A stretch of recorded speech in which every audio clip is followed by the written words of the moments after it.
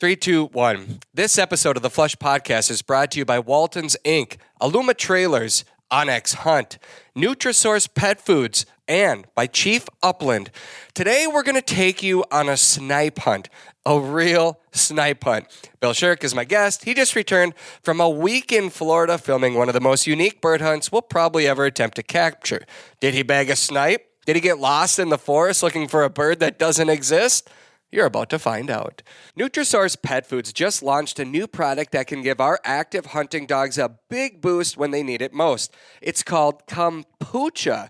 Nutrisource kombucha, inspired of course by kombucha, is a savory, meaty bone broth topper that's packed with activated postbiotics from a fermentation product that thrives in the gut to promote a healthy gut ecosystem for digestion support.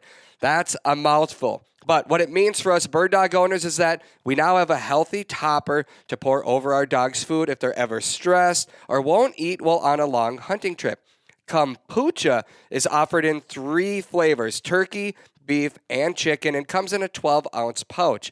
Nutrisource high-performance dog foods provide exceptional healthy nutrition for active dogs of every breed, just like my dog Daisy. Now they have a topper that gives our 4-legged hunters another edge when they need it the most. Check out their full lineup of dog foods at NutrisourcePetFoods.com.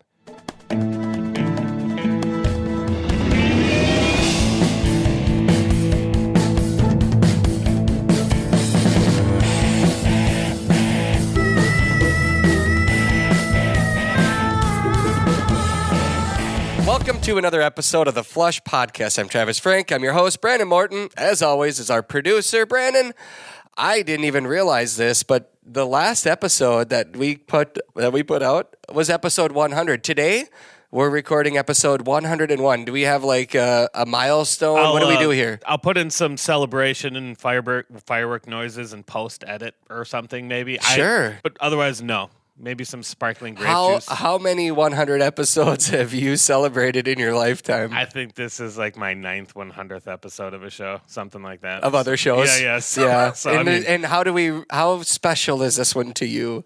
Lie to me. It's more special than the others because it's my 9th. Oh, there you go. The first through like 8 were whatever, but the 9th is where it really counts. That's where I've really settled in. Bill, how does it feel to be on episode 101? Well, it feels like crap. This should be episode 1. Number I appreciate your honesty. Brandon. Sorry. Oh, it feels better than most. No, it should feel better than every other podcast ever. I'll make sure to edit that in there. A little editor's note.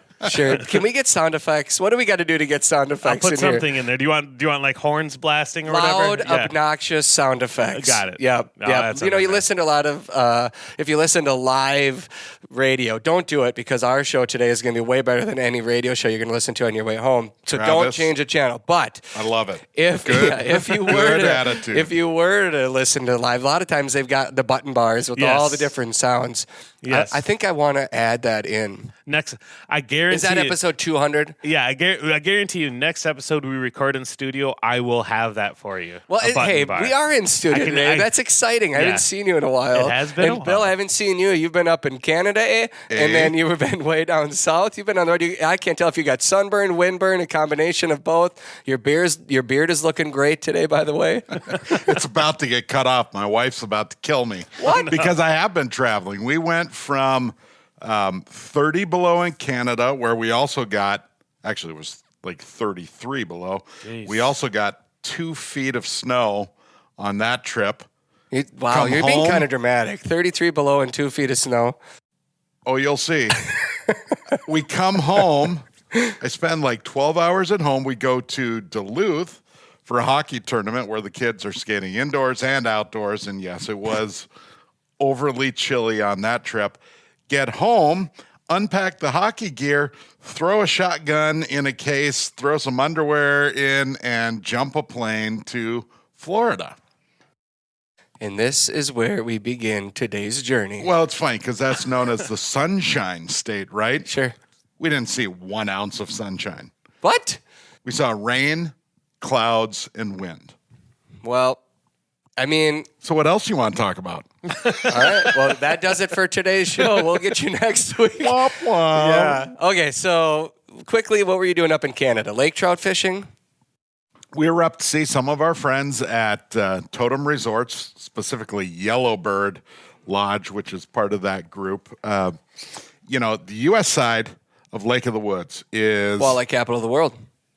Definitely. And Yeah. if you look out at the lake, it sure looks like it because there are literally thousands of ice houses out there. Thousands. And we're starting to hear some mixed reports on the fishing in that part of the lake. Well, the folks at Totem say, well, wait a second. You go another, 60 to 80 miles up Lake of the Woods. We're just lonely up here. It's just us and the fish. A lot of it. And gross. So we headed north to test that theory, and it seems to, no pun intended, hold water. Yeah. Walleyes, good lake trout, and powder that was so deep it was flipping our snowmobiles. Really? So it was... How many times did you have to dig out? Pretty amazing. Well, I didn't have to dig myself out once because I know how to run a snowmobile. Wow, you stallion. But we had a couple others that flipped a few You times. just flipped them? Oh, yeah.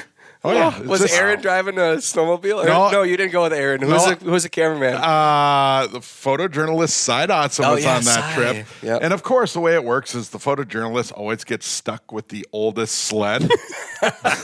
Yeah. Technology's come a long way in snowmobiles, especially when it comes to cold and deep snow. Yeah. So poor Cy was trying to wrestle this thing. We eventually stretched a belt, so we had to do a bush fix. I mean, it was just awesome. Yeah, this sounds like a cool adventure. We found abandoned gold mines that we had to literally throw rocks into to make sure the bears weren't in there before we went in to explore. It's going to be quite an episode for our local show, Minnesota Bound. Yep. And you also produce and host a Minnesota Bound podcast as well. So, Brandon, Yes. if you had to choose, lie to me again here. Oh, jeez. I'm putting you on the spot. I know it's going to happen here. I know it's going to happen here. Yeah. I'm going to plead the fifth. Yeah. You like our shows equally, don't you? They're both wonderful shows. Yes, And I have yes. so much fun producing both of them. That's Yes. weird because the last time we talked about Minnesota Bound podcast, the stories behind the stories, he used the word love, not like. Oh, wow! And have it you was hit the 100? holiday Have you hit season. 100 episodes yet? We're Yeah. at 274. They're at 101 right now, I believe. So they're one episode ahead. This is 101. I think they're doing a 102 this week. Whatever, guys. Whatever. Yeah, whatever. Well, All they right. have, hey, Travis, they have 3 hosts to spread out the Yes, that's yeah, right. so Yes. My heart is full. you've individually done more episodes than they have. Yeah. Individually. Take that. There. Take that. Anyway, Great job. It's good to be here with both of you.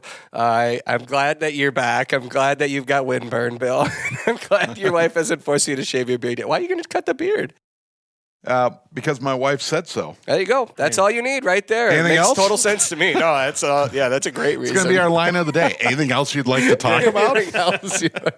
Well, No. I suppose there's a lot of when people say you're going to go on a snipe hunt. Yep. It's the joke. Yep. Brandon, you ever heard about I've heard the joke. Yes. Yeah. How does it go?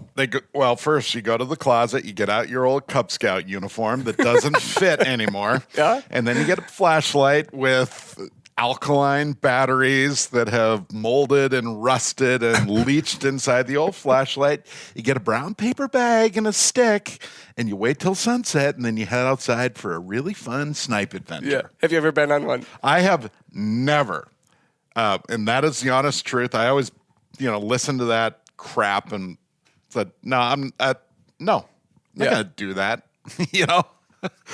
Until last week. Until last week, I finally fell for it. Finally. But no, it's the old joke, right? Go out, make some noise in the weeds, and and you'll get a snipe. Oh, there's a snipe in the bag. Yeah. So my old friend Todd Fuller, who is a hunting and fishing guide, previously in Michigan, now in Florida, said, you got to come down.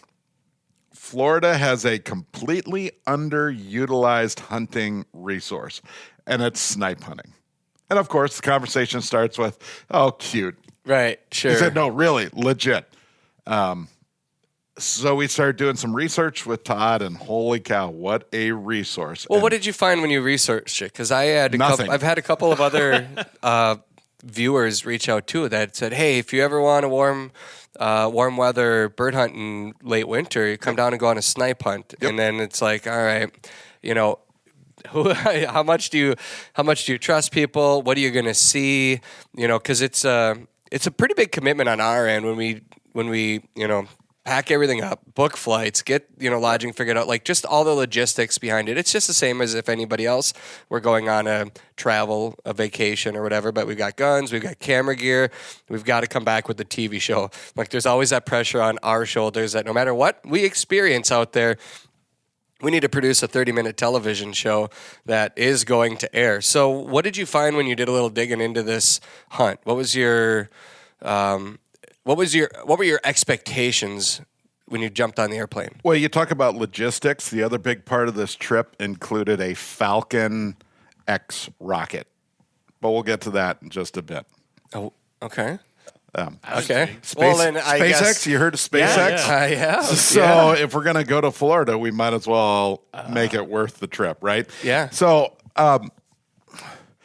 for this, you trust your sources. Mm-hmm. Todd has been around the block. He's part of a reputable rep firm in the outdoor industry, and you just trust when Todd You have says, to, yeah. "This is worth your time." I know he's telling us the truth. Plus, you Add have to that- experience with him. You know Absolutely. he's a trustworthy guy. Absolutely. Add to that, he says, "Oh, our old buddy Flip Pallet's going to come along on the hunt," and everyone the knows who fishing Flip is. legend. If you've Yep. ever seen Yeti, you know that weathered fishing face. And Flip and I have history. He's one of my fishing mentors, and so when you put those two guys together, What's I'm going to book a Flip's- trip. Yeah, what's Flip's reputation in the fishing industry besides the weathered face? What is he known for most? Fly fishing? Fly fishing, the Florida scene, and he was one of the pioneers in outdoor television. Walker K Chronicles is one of the most beautiful pieces of television storytelling you will find. He's a pioneer. He's the guy who started it, and he and Jose Wahebe were just icons of that Florida fishing scene. Yeah. And he can cast any person on this planet into a corner With a fly rod. with a fly rod, and probably conventional gear too. We've got history. We used to fish a fundraiser together. I was a small fish in a big pond. It was called Hooked on a Cure, put on by April Conrad. And the best fly anglers on the planet would all converge. We did it in Arkansas, we did it in Colorado, and people would pay copious amounts of money to fish alongside us. And, all the money went to St. Jude's Children's Hospital, which is a very profound place. So, a lot of good karma there, getting to know Flip through that event, and, just being able to sit around a campfire and steal just a little bit of advice from people like Sure. that, sticks with you. Well, the last few weeks I've been talking with, answering listener questions one week, and then my guest yesterday, we were talking about how to become a more confident hunter, and just having a mentor or mentors in your life that you can soak things up from is so invaluable. Yep. And so obviously Flip, being a fishing mentor for you, but pretty cool that you get to plan this out with him, to meet him down there and spend some time with him. So your expectations going into this hunt were what? Epic. Yeah. I mean, it's Florida. It's the Sunshine State. So I'm going to go down, get a tan, chase some birds, hopefully not get nipped by a snake, and Maybe catch some fish. maybe catch some fish. The other thing about Flip that most people don't know, he is part of a group that put together a new rum company. Okay. They literally went to Panama and met the rum czar of planet Earth. I mean, the biggest name, gave them all the advice. They worked together.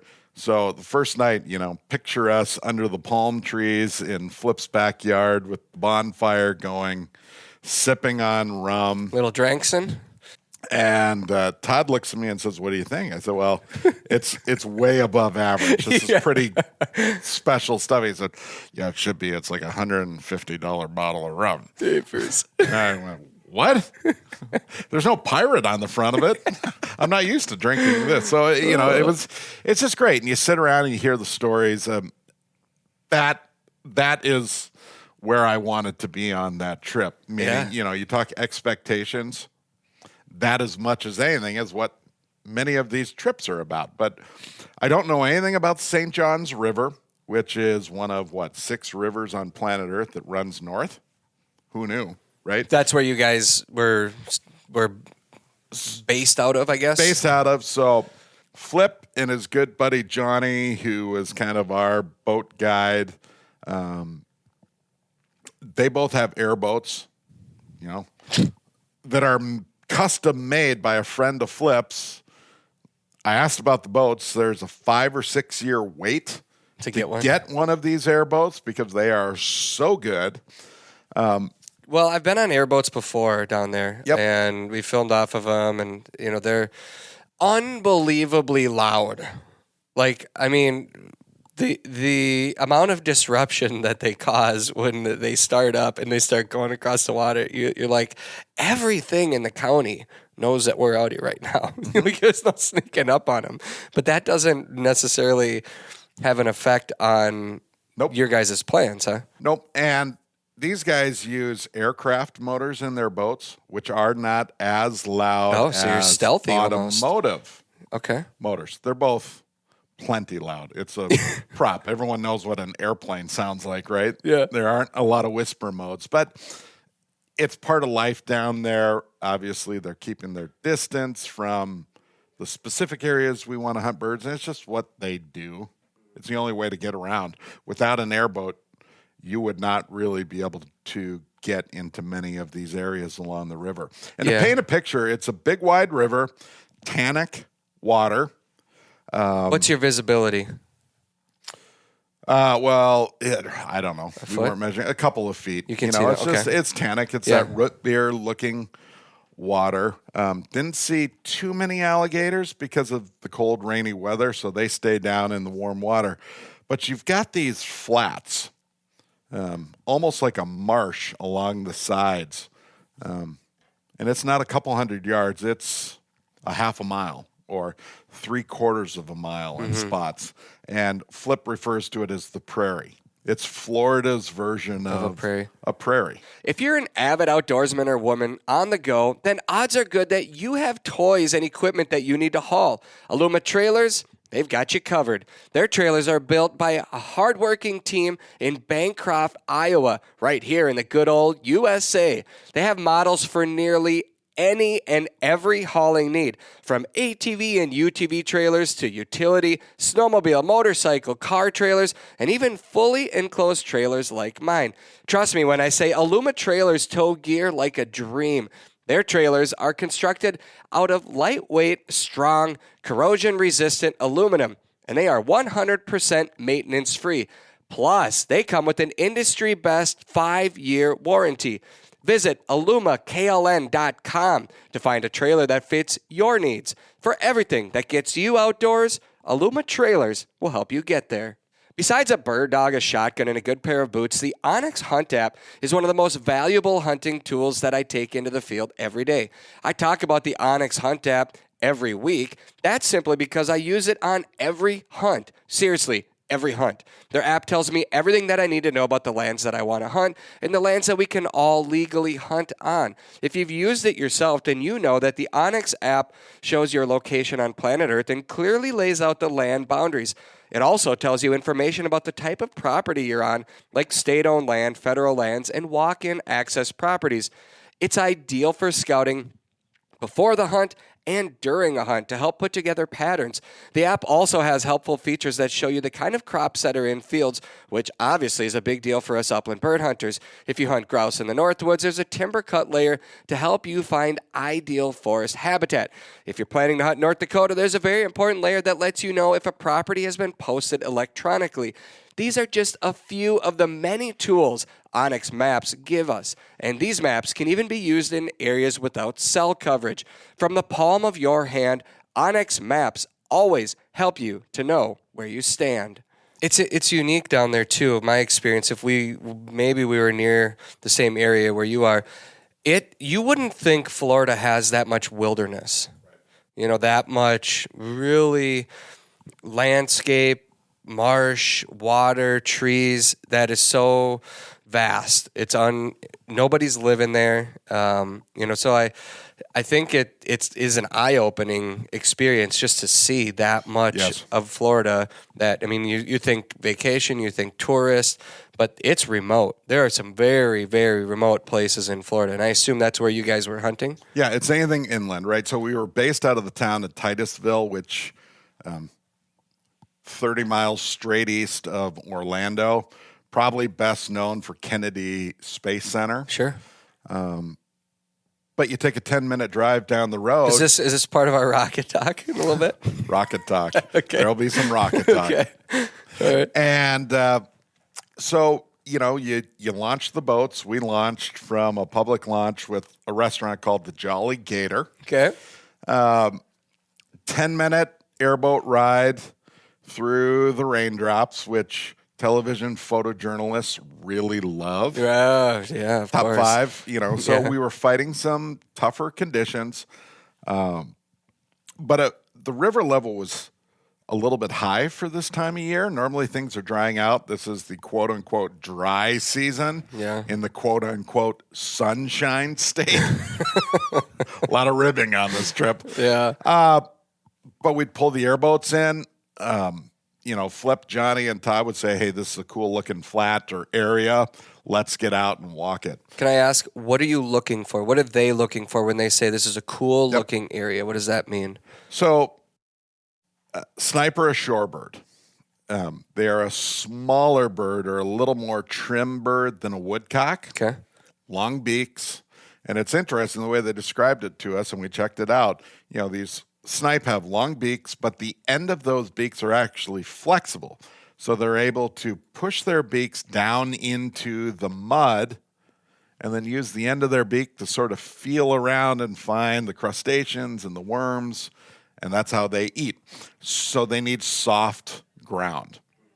Hard dirt doesn't work for them. If you want to find them when they are in a feeding mood, they are in the soft stuff. So much of what we walked was kind of wet, muddy, very stable ground, but an inch of water. We found birds in areas where there was much as 4 or 5 inches of water, and they just are finding those soft areas. And because of the rain, it changed our hunt a little bit, because now suddenly there are a bunch of new areas with soft earth. Mm-hmm. And so we focused on those, thinking the birds have been pecking all these other areas they're used to. Ooh, now there's a new buffet open. Let's go try there. Mm-hmm. And that is widely where we found a lot of our birds. Are you wearing hip waders, knee-high rubber boots? What do you need to... Yeah, so I had knee-high rubber boots. Okay.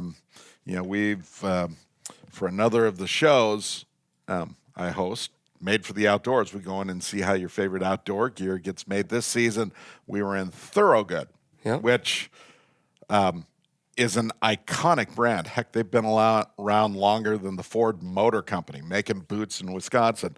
And they gave us some of their new knee-high rubber boots to wear. Shame on me. What's the rule when you have new boots? Break them in. Break them in. I put my Thorogoods on, tore the tag off, put them on, walked 12 miles in 2.5 days, and the boots were unbelievable. And to walk for, 6-8 hours a day in water and have dry, comfortable feet. That's a big deal. Big deal. So, was off to Thorogood. Was it a hard bottom area that you didn't have to worry about ever? Yeah, it's not like you're getting stuck in the mud. It's not like your duck hunt. Right. What is interesting is this late season in the places we normally hunt birds, cattails, right? Yeah. You're plowing through cattails. Well, they have this grass down there, and areas we would walk it it's Florida's version of cattails. Even if it's knee high, you can't get through it. You're plowing, you're trudging. I tried to stay out of it for the most part because I have this thing about snakes. That was one of my questions. Snakes aren't cool to me. Right. But because of the cold weather, for the most part, they're down. I will tell you, there was one point where I was walking through the grass, kind of plowing through because we saw some birds drop into those areas. And I came to this little clearing, maybe, 10 feet across, and there were rabbit droppings.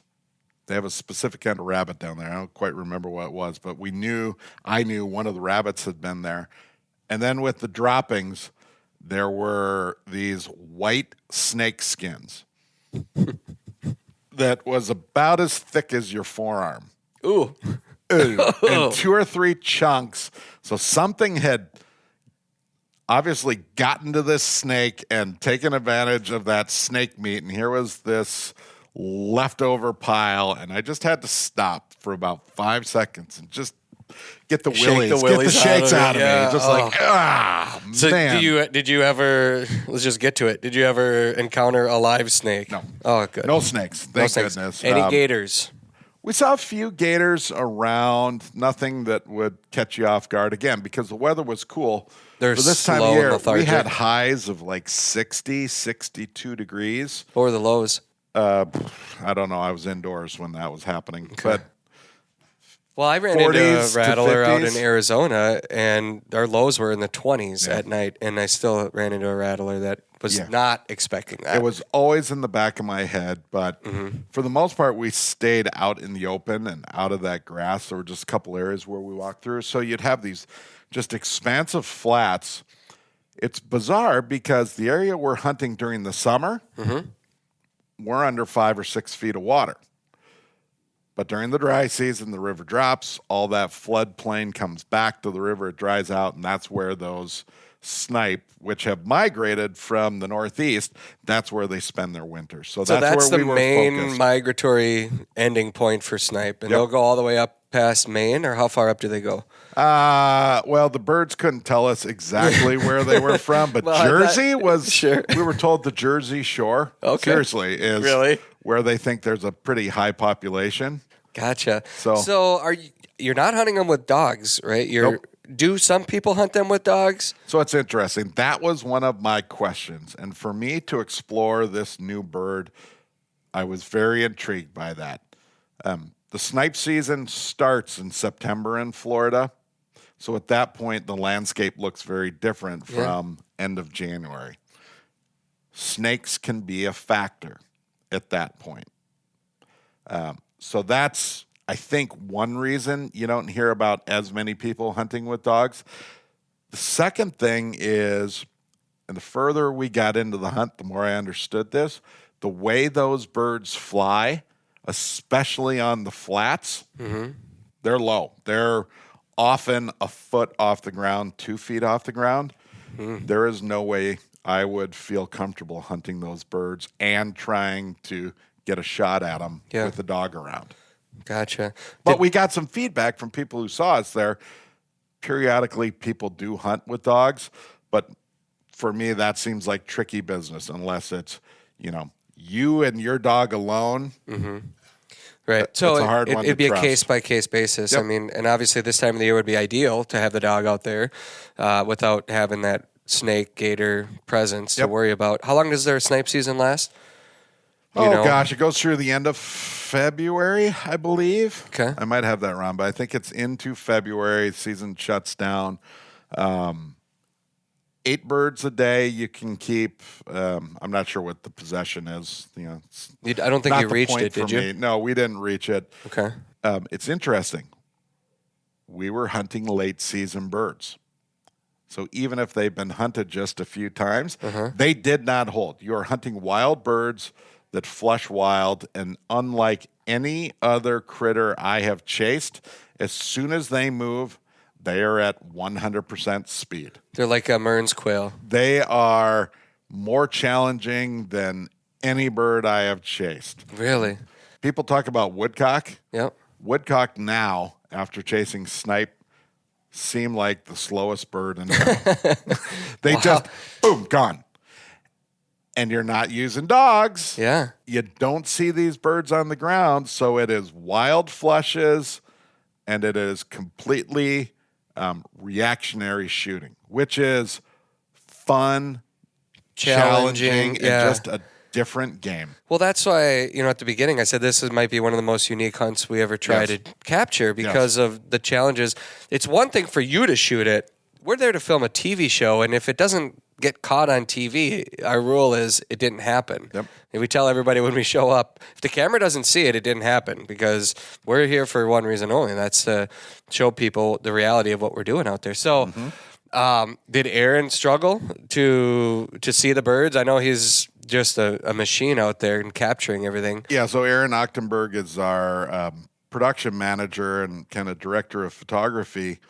And he is very much a perfectionist when it comes to this stuff. Yeah. We always walk away from hunts, and he plays the martyr card a little bit. Oh, I'm not quite sure what we got. I don't know if it went that well. And they're always just these beautiful, slow-mo, tight shots. Yeah. You can see the pupils of the dang birds. He works really hard. Yes, these birds were a challenge because when we hunt with dogs, whether it's a flusher or a pointer, that is always an indication. Yeah, you got a heads up that usually. things are Like, going. hey, it's and happening. this was completely wild hunting. What we have in our cameras, there's a little piece of technology called the cache. Yeah. Or the cache. A lifesaver for our Camera in its brain, you can set it up so that it is always rolling, like a pre-roll of 10 or 15 seconds. So as soon as you hit the record button, the previous 10 seconds is recorded. Mm-hmm. Which, if a bird flushes wild and the camera's pointed in the right direction, you've got it. You've got it. Even if it's not pointed in the right direction, you can still swing on that moment to try and find the bird. And that's all right. We're going to get deep here. We're going into television video science. Your eyes. When you walk into a room, the research shows you see this big room. And then in a couple milliseconds, your eyes focus in on the pick an object, bookshelf across the way, which is kind of like medium. And then you notice on the bookshelf, oh, there's a phone. So now you're on the phone. Oh, and the phone's got a red light flashing. Oh, you're tight on the red light. The greatest photojournalists shoot the very same way. There's a rule in our business: wide, medium, tights. Wider wides, tighter tights. And so to shoot that way is the same thing. To just swing on a bird and capture that moment is really the same as your eyes see it. So it's a great little moment in television, and much of how we document this show, which is reality. We're not making it up. We're not staging shots. You're not We're placing just a snipe. documenting the world, right? So even if it doesn't seem like we've gathered it perfectly, it plays really well as a moment. Yeah. I mean, it shouldn't be like a perfectly, okay, I'm tight on the bird, go ahead and flush it now. The camera swings just like your eyes swing, and then you pick it up. And anyway, we're getting into the little deep into the weeds. We're into the weeds. So the population of snipe, what are we talking here? Like, what's a good day of flushing snipe? I mean, how many birds do you see? So we saw hundreds of birds a day. Really? Mm-hmm. And that is normal? I mean, I honestly have no idea what to expect. So is that normal? Well, both Todd and Flip just apologized to us and said this is some of the worst snipe hunting they've seen. And I giggled like a little schoolgirl and said, yeah, I feel really bad. No, it was wonderful. Yeah. So the first day we walked, and the first morning we put up maybe half a dozen birds. Not great. But we knew they were looking for something. And that first afternoon, we found this flat that was, holy cow, 1.5 miles long with an old, I said, it's dry during the winter months, so they actually can have cattle out grazing in some of those areas. So we found a fence line, barbed wire fence with this eroded fence that spends half the year underwater, and just that gave us our direction, and we walked that, and we put up 400 birds in the afternoon. Wow, how far between? So you're just walking in kind of like a straight line, sort of a mini Sometimes army? it's a single bird that flushes. Yeah. Sometimes it's 3 or 4. So kind of birds. like a covey? Yeah, you can call it small coveys. I don't think we ever saw 8 or 10 birds together, but we'd see 2, 3, and 4. Would that be, it wouldn't be like a family group. It would just be they happen to have, whatever worms or crustaceans Birds or whatever were they're together. Yeah, they Yep. were just together and like, oh, we're out. Now, what's interesting about snipe, and it's key to hunting them successfully, again, because these flushes are just ridiculously erratic. Yeah. A snipe will flush, go up, fly around, and if you keep eyes on it, they will circle around and sometimes come back. The same spot? And that's how you get passing shots at snipe. Think about a sharp-tailed grouse. When they get up, they fly and they go to the horizon. Yeah. Right? So we saw that with a lot of the birds early on. You go, I give up. This is too difficult. And then you start really honing in and watching them, sometimes for 30 seconds or a minute. He's coming back. Todd, on your right. Interesting. So it's kind of like when you jump wood ducks. If you wait long enough, they almost always come back at least once. They're Right. going to circle it. Interesting. So that was fun. And again, these were what they would consider late season birds. So they were a little bit more finicky, but they definitely came back. Probably a third of them came back around. Okay. Problem was those birds were at, 100, 150 yards when they came back. Don't even get a shot at them. But Flip talks about they actually are communicating. They've got this squawk to them. This scrape, scrape, scrape. They say escape. It's the scape part of escape. But they're communicating. So those birds that are flying know where the rest of the birds still are, and they kind of move back towards them. And on that flat, we were bumping birds ahead. So they'd get up, flush. Some would take Like off those and damn go pheasants away. and the cattails that just keep getting up And ahead they of just you. pop up, jump up, plop back down. Now we're out in an open flat, so they can see you coming. Was it exciting? Like, if you compared it to other types of bird hunting, how would it rank for you? It was equal. Yeah? It was equal. Just because it had its own unique challenges? Own unique challenges. You're probably a little more on point, only because you never know when and where a bird is going to get up. Did you ever see them before they would flush? Be Never, like, oh, they're not there. once. And I was Really? looking hard. But, we have our issues among flush members. You're deaf. I'm colorblind. Right? Yes. Yes, we're so imperfect. And It's great. and these birds are, to me, kind of brownish, a little bit of green, rust What is colored. Scott and Ron's? As long as we're here. Scott has no hair. Thanks for coming back, Brandon. Yeah. Ron, it's well documented, is deaf and blind. I can't hit anything. I mean, does television stories on it. Every time we ask a listener viewer questions, they're like, how many hours of Ron's misses do you have to cut out? I love it so much. Right? Yeah. So we are just very imperfect. Yeah. And I told those guys, the second day, Travis was having the hardest time seeing the flushes because these birds get up and they don't get into foot the off sky. the ground, so they're in this, grass and little muck weeds, and until I could see movement or they get above the skyline, I could see them there. It was very, very difficult for me. I'm assuming you took a 20 gauge, I took a 20 gauge. opened up that choke. Were they close shots, or did you want to? So it's interesting. I had modified and improved modified in, which I thought was a good mix for this. And I was thinking to myself, gosh, I should be at cylinder because you're shooting these birds so low, you can see your pattern. Yeah. And Flip said, this is a full choke number 9s game. Because they're so fast. And I was shooting 7.5s. But it's a different mentality. I don't think there's Way to give them a chance, Bill. You are so sporting. I think there is no right or wrong in this game. It's still widely unexplored territory. Well, yeah. Is it a popular pastime down there? There are some. They talk about some people snipe hunting. You know, we'd be in an area where every once in a while you'd see a couple of shells.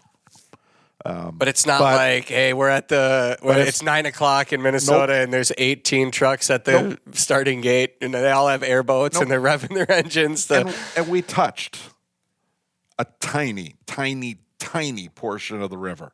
Yeah. I mean, we picked 3 or 4 flats that we hunt in. There are hundreds. Yeah. It depends where you put in and where you choose to go. For generations, bird hunters have hit the fields carrying some form of a vest or game pouch on their backs. Sometimes the vests rip, tear, and fall apart. Other times, they are downright uncomfortable. That's why Chief Upland designed a vest that's durable, comfortable, and fits your needs. Their new Upland vest is fully customizable to fit the size and shape of all hunters. Plus, you decide where you want to attach your shell pouches and accessories. Birds can be front-loaded into the game pouch, and they fit nicely in the back without sagging. That's a big deal because the weight disbursement on your back and shoulders won't tire you out, even with a full pouch of birds. The vest itself is extremely lightweight, weighing only 2.56 pounds. The material is built out of Cordura fabric, which is the same waterproof fabric used in tactical military gear. You can confidently hunt with a Chief Upland vest in some of the world's toughest environments. Order your Chief Upland vest now to make sure that you're ready for your next hunt. Push further and hunt longer with the game-changing vest from Chief Upland, built for your pursuit. If you're a hunter, chef, meat processor, or just a human like me that makes their own food, then you likely would be interested in the products that are sold at Walton's. There are a few places that you can buy products to process and prepare your meat. There are not a lot of places that you can buy those products and learn how to use them from experts. Walton's is that place. They have everything, and I mean everything, for your cooking and wild game processing needs. Plus, they have experts on staff to help you learn how to use those products to get the best results. John Tremblay hosts their Meatgistics podcast, live stream, and chats, which are interactive learning tools for the meat processing community. If you have questions, John and his team have the answers. From sausage making to smoking, recipes to seasonings, and so much more. Walton's products ship the same day you order. They have over 5,000 items in stock, from grinders, mixers, stuffers, slicers, smokers, vacuum sealers, and anything else you can imagine. Order the same seasonings and supplies that professionals use from the best name in the wild game processing industry. Walton's. They have everything but the meat. All in all, you said your expectation going into it would be this would be an epic adventure. You probably came out thinking this was an epic adventure. Yeah. Airboats. Mm-hmm. You're riding around going, really? Am I doing this right now? Yeah. And it's funny because they'd fly they'd zip over these flats, and Johnny had this finger point. First off, he's in front of me. He's got a single seat where he is commanding the boat. There's a tight little double seat right behind him, which Aaron and I are sitting in. You're up high, so your center of gravity is pretty high. And I've got Johnny's mullet flipping in my face. And he's just laughing. And the way you communicate, he'd point. His finger would drift off to the right. It'd drift off to the left. And off the end of his finger would be a snipe. Flushing here and flushing there and flushing here. The other dang part of this game, meadowlarks. Mm. So you had other birds that would add to you had to identify before you could pull the trigger. It was unbelievable trying to figure it all out. But I'm not going to ask you how many you guys harvested, because I want there to be a little bit of. I'm looking forward to watching it already. Last question for you on this? Did you cook any up while you were there? We did. And how do they taste? So we shot birds, yes, and I want to mention this, right? Todd's a good friend. Flip is a good friend. Flip and I share some history with Temple Fork Outfitters, the rod company, and Rick Pope and Jim Shulin. Rick has a ranch in Texas that Flip loves to go on hunt. I've hunted some of Flip's favorite spots on the ranch, including a famous little rock called Butt Crack. But while there, let me back up. Flip pulls this thing out of his boat and says, I want you to have this. And it's a brace for birds. It's a holder for harvested birds that he had handmade while sitting out on some of these spots at the ranch. Cool. So from now till eternity, you will see me with these little bird holders hanging from the side of my vest, and that is just a precious, precious gift from Flip that I won't ever forget. Everything we do is about stories and memories, and that little piece is now part of my story because of Flip Pallet. Holy cow. So yes, we harvested birds. They have a favorite spot in the trees where we pulled up on shore. There's sand underneath. Todd loves these fire discs, which they use. It's a Texas invention that has spread to Florida. So we fried up birds. We did potatoes. We had venison steaks. We had hog sausage. Oh, man. May or may not have been some frigate rum Yeah? in the mix. I was going to say, you have a shot of rum in there? Of which there's an 8-year, a 12-year, a 15-year, a 21-year. Wow. Yeah, when you talk epic, Yeah. right, this is it. And the other thing I want to say before we wrap up this portion of it, it is a story about clean water. It doesn't matter where you hunt birds in this world, the story is the same. It is habitat, it is clean water, and it is a changing landscape. They have challenges there. And Flip and even Todd have seen changes to that landscape. Biggest change being? They spray glyphosate down there, right? What's the reasons for that? They're trying to deal with invasive weeds, and they widely spray it down there. Flip was telling us stories about, just booms, just spraying the landscape along the river. While it's killing invasives, it's killing natives. Every dang thing else, and it goes up the food chain, the invertebrates, the weed, all the way up. So it's a little bit disheartening, but they have groups down there that are trying to do some conservation work and education work, and although it is an uphill battle, they're working on it. Yeah. Well, it doesn't matter where you live in America. There are likely birds that you can hunt. Yep. And they all need the right habitat to survive and thrive. Yep. And each one of us, it might be a small part of it, but we all have a part to play in protecting it. And if you have not put one of these hunts on your list, Yeah. book a flight, get to Orlando, rent a vehicle, and drive to Titusville and hunt. Yeah, I look back on our season and the variety of places we've been, and you and I have always had a kind of a desire for adventure. Wanderlust. Yeah. What's over the next hill, mountain, marsh, you name it. So my elevation was about 14,000 feet this year. Yours was at sea level. And the variety of birds that are out there, it's fun. It's fun. We're blessed that you and I are blessed that we get to go experience these things as part of our job and try to share the stories. I don't take it for granted. I know you don't either.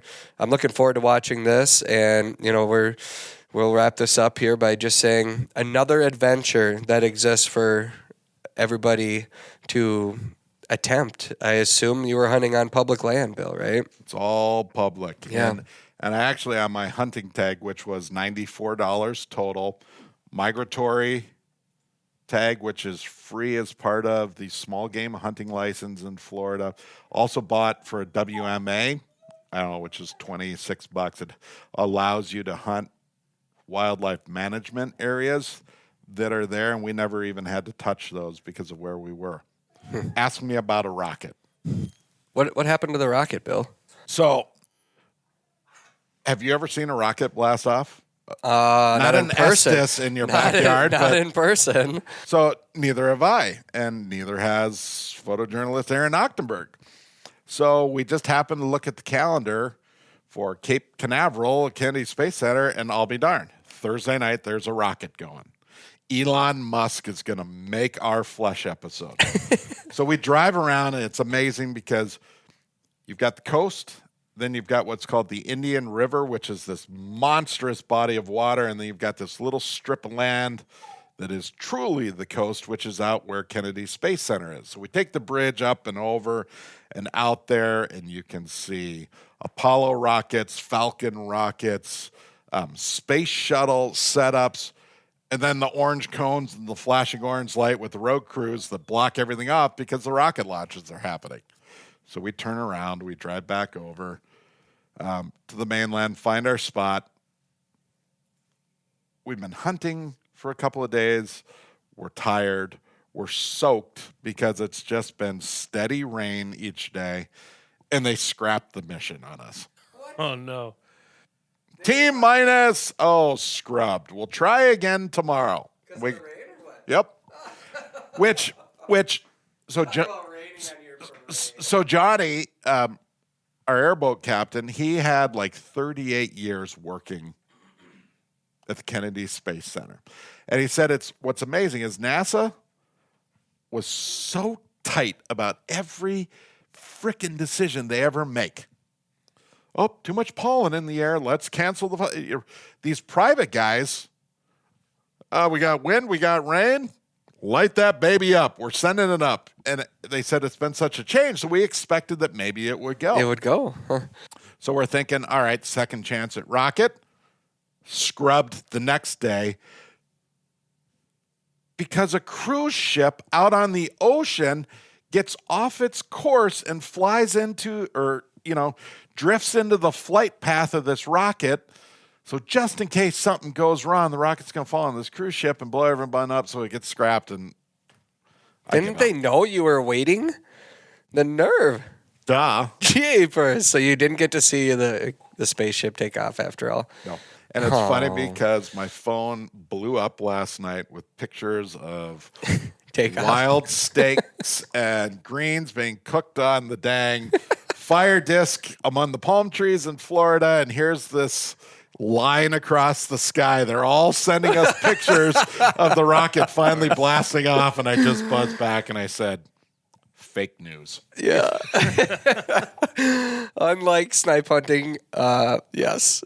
Snipe hunting is real and alive. And you just have to head down. Uber legit. Holy Yeah. cow. I can't wait for people to see this episode. I'm It's excited. amazing. Thanks for joining us today, Bill. Welcome back. Glad you didn't have too much sunburn. Good luck with the beard. I spent like $25 on 80 SPF, and it's just sitting in the suitcase. What a Son waste. of a gun. It doesn't go bad. You can use it this summer. All right. Yeah. Just a quick reminder that our episodes of the Flush Television Show are going up every Monday on our YouTube channel. Subscribe to our page or our channel, and you won't miss an episode. You can watch them in their entirety. We hope you enjoy them. We hope you enjoy this podcast. If you have questions, comments, guest ideas, topics, anything for me, send them my way. We're always looking for the next story, the next guest, the next adventure. We love to hear from you and talk with you. We'll be back next week. It will not be me. Brandon, I'm taking a day off. I'm actually a couple days. I'm having a baby. I think it's much deserved, and congratulations. Thank you. Travis, 101 you're episodes. having a baby? Sort of. I mean, technically, that's how it works. My wife is, but I'll be there. I'll be by your side. Thanks, Well buddy. done. Thank you. Appreciate that. Exciting times. Scott Franzen, I believe, will take this seat here, and he's got some pretty cool topics that he wants to cover. So I hope you'll join him next week, and then I'll be back, and I've got a bunch of other guests I'm excited to interview. So I hope you'll join us. I'm Travis Frank, reminding you to take the time to introduce someone new to the field.